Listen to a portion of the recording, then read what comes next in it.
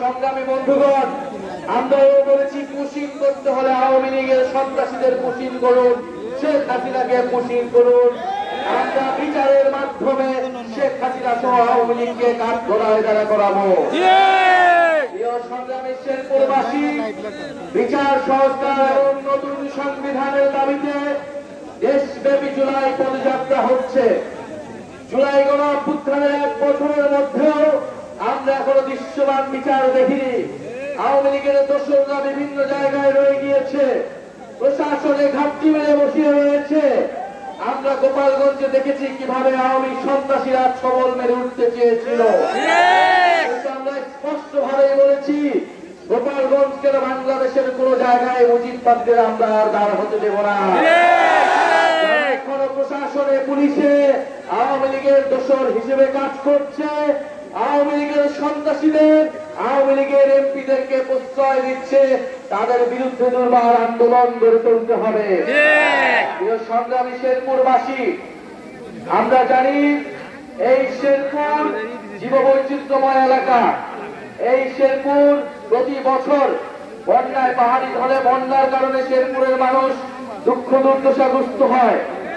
এই শেরপুরে প্রাকৃতিক ভাবে বা বন রয়েছে, সেই বন উজাড় করার কারণে, খাদ্য সংকটের কারণে হাতি লোকালয়ে চলে আসে। প্রতি বছর হাতির পদদলিত হয়ে বিভিন্ন মানুষ মারা যাচ্ছে। আমাদের শেরপুরে হাসপাতাল থাকলেও চিকিৎসা সেবা নাই। আমাদের এখানে শিক্ষা ব্যবস্থা পর্যাপ্ত নয়, তরুণদের জন্য কর্মসংস্থান নাই।